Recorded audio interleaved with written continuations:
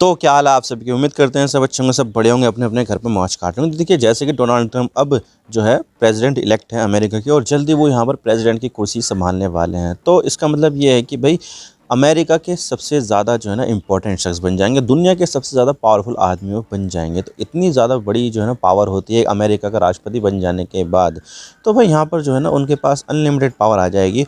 और यहाँ पर डोनाल्ड ट्रंप जब प्रेसिडेंट बन जाएंगे ना, तो उसके बाद ये उम्मीद लगाई जा रही है कि भाई वो दुनिया को थोड़ा बहुत ऊपर नीचे कर देंगे, क्योंकि उनकी विचारधारा ही ऐसी है कि भाई यहाँ पर वो कुछ भी बोल देते हैं। कभी किसी के ऊपर टैरिफ लगाने की बात करते हैं, चाइना के ऊपर जो है ना ट्रेड वॉर चल रहा है, इंडिया के ऊपर भी टैरिफ लगाने की बात करते हैं कि भाई अगर ब्रिक्स ने करेंसी निकाली तो सारे के सारे ब्रिक्स देशों को मैं टैरिफ लगा दूंगा, और यहाँ पर अमेरिका की जो मार्केट है वो बंद करा दूंगा, इसमें इंडिया भी शामिल है। और इसके अलावा कनाडा और मैक्सिको के ऊपर 25% टैरिफ लगाने की बात की है। तो भाई यहाँ पर बहुत सारी चीज़ें वो करने वाले हैं जब यहाँ पर वो अमेरिका के प्रेसिडेंट बन जाएंगे। तो भाई यहाँ पर ये सब चीज़ें होने वाली है, और बहुत ज़्यादा जो है ना दुनिया में उतार चढ़ाव देखने को मिले। और सबसे ज़्यादा जो यहाँ पर परेशान है वो है यहाँ पर नेटो, क्योंकि देखा जाए तो यहाँ पर जो ट्रंप है वो नहीं चाहते कि अमेरिका यहाँ पर नेटो का पार्ट बने, और इसी चीज़ की वजह से जो यूरोपियन देश हैं वो कहीं ना कहीं यहाँ पर परेशान हो गए होंगे। तो आज इसके बारे में पूरी डिटेल के साथ बात करते हैं। बात क्या है यहाँ पर, क्यों यहाँ पर जो ट्रंप है वो इस अलायंस से निकलना चाहते हैं, और क्यों यहाँ पर जो यूरोपियन यूनियन है, जो नेटो के जो बाकी सदस्य यूरोपियन देश, वो यहाँ पर क्यों ज़्यादा परेशान है, सब बात करते हैं। लेकिन उससे पहले अगर आप चैनल पर नए हो ना, सब्सक्राइब जरूर कर देना। वीडियो को चाहे लाइक करो डिसलाइक करो, लेकिन चैनल को सब्सक्राइब जरूर कर देना। तो चलो शुरू कर दो। तो सबसे पहले हम यहाँ पर बात कर लेते हैं कि ये जो नेटो है वो क्या है। तो देखिए, नेटो का मतलब नॉर्थ एटलांटिक ट्रीटी ऑर्गेनाइजेशन। आप मैप में देख सकते हैं कितने लोग यहाँ पर इसके मेंबर है। इसके अलावा यहाँ पर अमेरिका और कनाडा भी इसके मेंबर है। तो टोटल मिलाकर यहाँ पर इसके जो मेंबर्स होते हैं वो 30 से भी ज़्यादा हो जाते हैं। और अभी यहाँ पर रिसेंटली जो मेंबर बना है वो यहाँ पर स्वीडन बना है।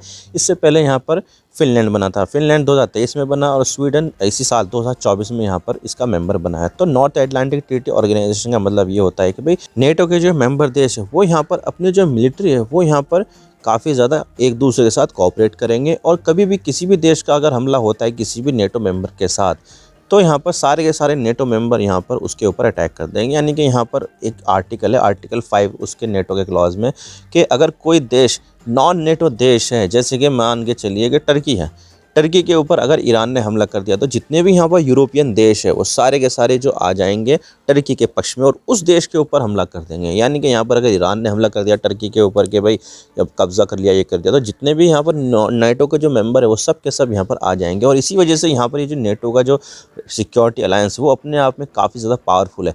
दुनिया का सबसे ज़्यादा पावरफुल मिलिट्री अलायंस इसी को ही माना जाता है। तो जितने भी यहाँ पर यूरोपियन देश है जो बाकी बचे हुए हैं वो भी यहाँ पर ये चाहते हैं कि हम यहाँ पर नेटो में शामिल हो जाएं और यहाँ पर अपनी जो सुरक्षा है वो यहाँ पर सुनिश्चित कर लें, क्योंकि इससे यहाँ पर एक सिक्योरिटी का पीस ऑफ माइंड मिलता है कि भाई हमारे ऊपर कोई हमला नहीं करेगा, और अगर करेगा भी तो हमारे जितने भी ये नेटो के जो देश है वो सब के सब हमारी मदद करने के लिए आएंगे। तो इससे एक पीस ऑफ माइंड मिलता है।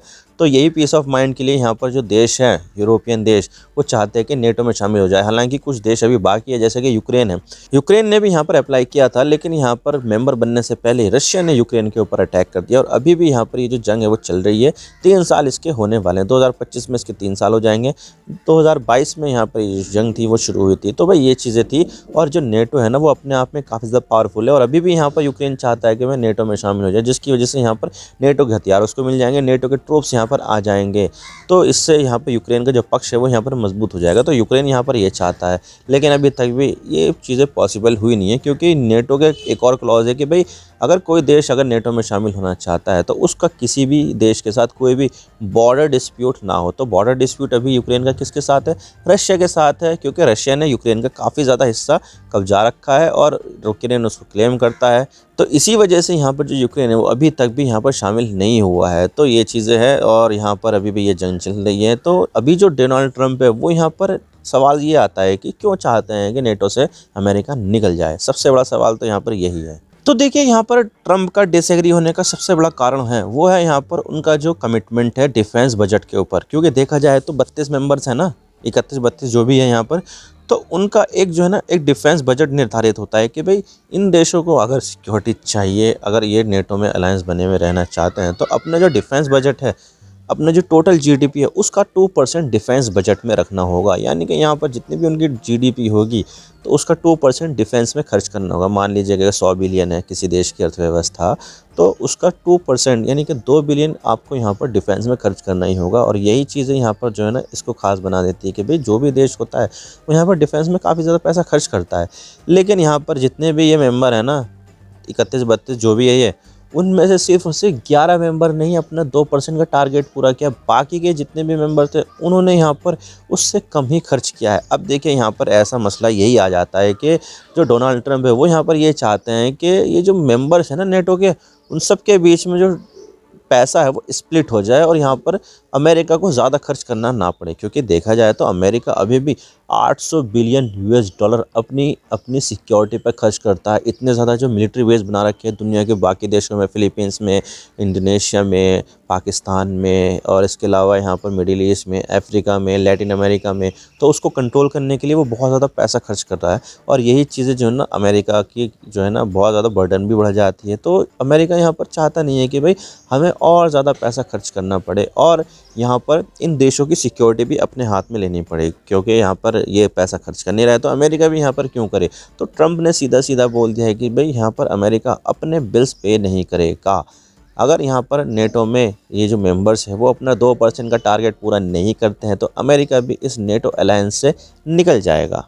और ऐसा नहीं है कि यहाँ पर जो अमेरिका है वो यहाँ पर नेटो से निकलने वाला पहला देश बनने वाला है, बल्कि यहाँ पर फ्रांस भी ऐसा कर चुका है जो यहाँ पर 1966 में नेटो से निकल गया था। हाँ जी, फ्रांस जो एक काफ़ी बड़ा एक पावरफुल देश है वो यहाँ पर 1966 में नेटो से निकल गया था और फिर बाद में यहाँ पर 2008 या 9 में शायद वापस से नेटो में जुड़ गया था। तो इतने सालों तक का गैप यहाँ पर वो नेटो के बिना रखा था।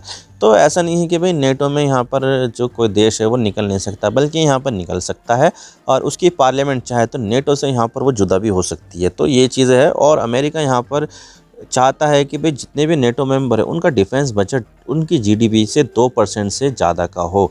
तो ये चीज़ें चलती रहेगी और अमेरिका यहाँ पर जो है ना नेटो का हिस्सा बना रहेगा। लेकिन अगर यहाँ पर उनका डिफेंस बजट उनकी जीडीपी से 2% से नीचे रहता है तो यहाँ पर अमेरिका नेटो से बाहर निकल जाएगा। और अभी हो भी ऐसा ही रहा है कि नेटो के 32 मेंबर है उनमें से सिर्फ और सिर्फ 11 मेंबर्स यानी कि 1/3 मेंबर ही यहाँ पर अपनी जीडीपी का 2% डिफेंस बजट में खर्च कर रहे हैं। तो ये चीज़ें ट्रंप को पसंद नहीं आ रही है और यहाँ पर ट्रंप चाहते हैं कि भाई 2% तो खर्च करे ही करे यहाँ पर, तभी यहाँ पर नेटो में बना रहेगा अमेरिका। तो ये चीज़ें हैं और यहाँ पर चाहते हैं ट्रंप के भाई निकल जाए।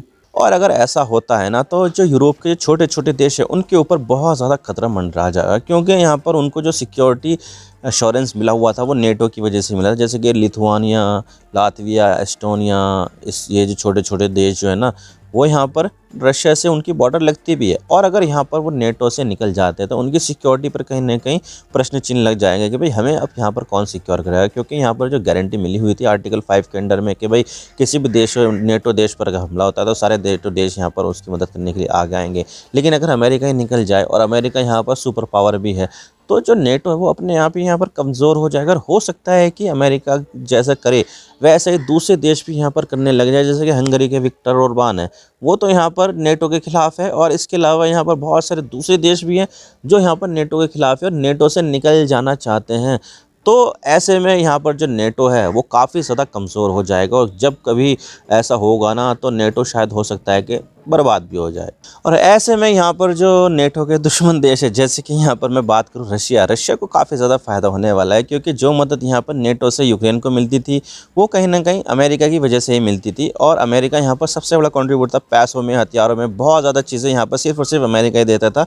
बाकी के जो नेटो मेंबर वो भी देते थे लेकिन इतनी नहीं देते थे जिससे यहाँ पर वो सर्वाइव कर पाए। तो यहाँ पर अगर अमेरिका इससे निकल जाता है तो नेटो की हालत बहुत ज़्यादा ख़राब हो जाएगी और उससे यहाँ पर जो है ना यूक्रेन वो हो सकता है कि हार भी जाए जंग।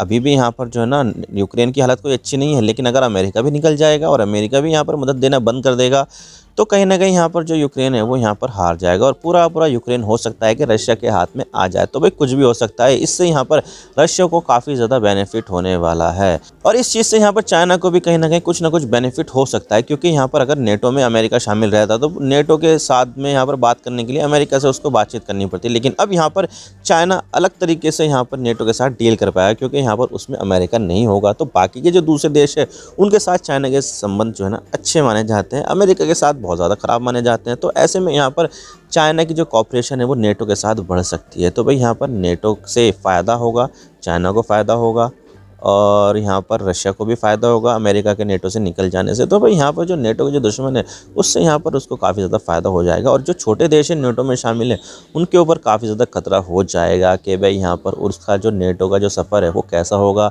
कैसी उनका जो फ्यूचर है वो होगा नेटो से निकल जाने के बाद अमेरिका के। तो कुछ नहीं पता, ये तो वक्त ही बताएगा। आई होप आपको सारी बातें समझ में आ गई होगी किस तरह से यहाँ पर जो है ना अमेरिका चाहता है कि नेटो के जो मेंबर्स हैं वो अपना जीडीपी का जो डिफेंस बजट है वो यहाँ पर बढ़ाएं। मैं तो बस इतना ही कहना चाहता हूँ। वीडियो थोड़ा सा ये पसंद आए लाइक ज़रूर कर देना और चैनल पर नया हो तो चैनल को सब्सक्राइब जरूर कर देना। आपके एक सब्सक्रिप्शन से हमारे कंटेंट बनाने की मोटिवेशन मिलती है। Thank you for watching. I really appreciate your precious time. God bless you all. Now signing off.